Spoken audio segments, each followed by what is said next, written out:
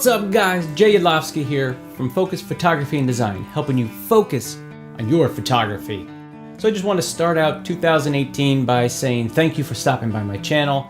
I'd like to thank everybody who's been watching my videos over the last few years. I know I don't have too many out there, but I have gotten some good response from the videos I do have out there. So I wanted to talk just a little bit about 2018 and what I expect to accomplish through my YouTube channel here.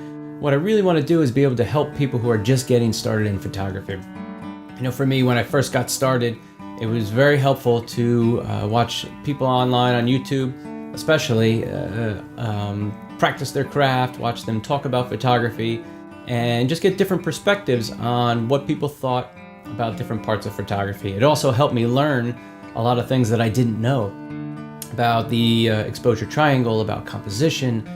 I was able to really learn a lot about photography through watching others. And you know, I have no formal training or schooling in photography, but I'm all self-taught, and being able to watch other people do it has helped me tremendously. So what I wanted to do with this YouTube channel is just pay it forward and try and help some other people who might just be starting out in photography, help them understand the exposure triangle, just give them another perspective.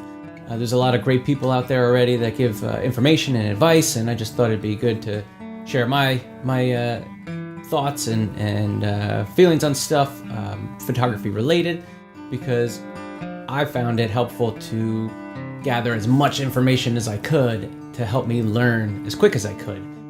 So with that said, moving ahead, what I'd like to do is try and create tutorials for anybody who's interested in how to work your camera, what do the different settings do, what does shutter speed, aperture do, the ISO, how does changing that affect your pictures.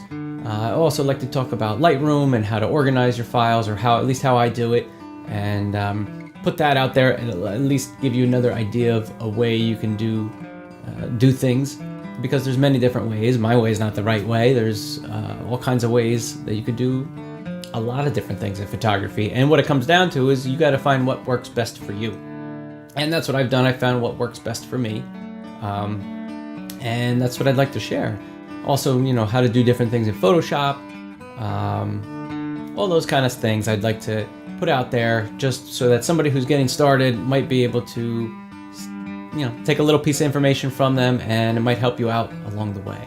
So how did I get started in photography? For me, it started when I was a kid. I was always interested in taking pictures, and I had a little thin little camera. I believe it was a Kodak something, where you popped in a little roll of film in the back, and I would run around. Basically, it was like a point and shoot of the 80s. Run around, take some pictures with that. And then as I got older, I got cameras that were a little bit better. And as I got to maybe middle school or early high school, got my first 35mm camera. And actually, this is it right here. It's a Ricoh KR10M. So I got this. I also got a 50mm lens that's on it, and I got a 70 to 200mm lens. So I had used this for a lot of years, and taken pictures with that and done the best that I could. I really didn't understand the exposure triangle. Again, on this camera, everything was manual. Even focus was manual. There's no autofocus on this. You know, had to turn your little dial here and line up the two little crosshairs in there to get your focus. Didn't really understand the exposure triangle and how to get a properly exposed shot. But you know, it at least got me started. You know, helped me start thinking about composition and how to take pictures. So I did that for a long time, and then when point and shoots and that technology came around, I started to use point and shoot cameras and basically got snapshots. But you know, the technology at the time that it came about was pretty cutting edge, and you know, that was the way everybody was going. Then fast forward a bunch of years to when my first daughter was born, and I started taking some pictures of her with my point and shoot. I just wasn't happy with the results. I just thought, you know, there's got to be a better way to get better pictures. This is not what I want to be, not the kind of pictures I want to be taking of my child that will only be this age once.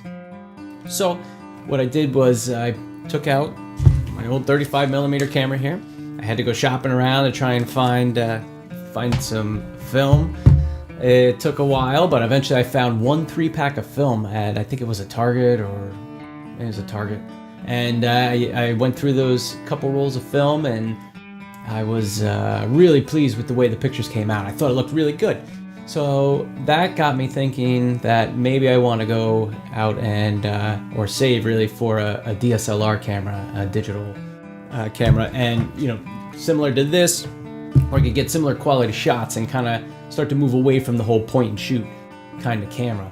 So I saved my money up, and the first camera that I was able to get was a Canon 60D. I kind of was looking towards Nikon, but the similar Nikon at the time happened to be a couple $100 more, and it was kind of out of my budget. So I went with the Canon. I thought both Canon and Nikon were great cameras, and I would go with one of those. So I ended up choosing Canon and started out with the 60D with the 18 to 135 millimeter lens. It was a variable aperture lens, 3.5 to 5.6. I still have it. I don't use it all that often. Occasionally I'll use it for video if I'm going to be somewhere where I know the lens might get damaged or get some dirt kicked up on it or something. So I keep that in my bag just in case, but rarely do I use that anymore, and I've kind of gone and upgraded lenses from there. And but I'll tell you, with the 60D I was able to get some amazing images, and I've even used it, you know, in plenty of professional photo shoots, and both family photography, some real estate photography, photographs for people's websites, a lot of different areas of photography that I've gotten into as I've progressed in my photography. So it's been great, you know, getting started with the digital cameras. It's a lot of fun. I really enjoy it. It's a passion of mine. And again, I just really hope to share some of the information that I've learned, share it with you guys out there in hopes of just helping somebody. Even if it helps one person, I would feel good about that. So I just want to thank you guys for stopping by. I'm looking forward to 2018. Please subscribe if you haven't subscribed yet, or if you're learning something and you're enjoying the videos, please subscribe. And I look forward to making lots of good videos that I can put out there, sharing my knowledge and teaching others as we go through 2018. Hope you guys have a great day, great rest of your week, and I look forward to seeing you soon in the next video.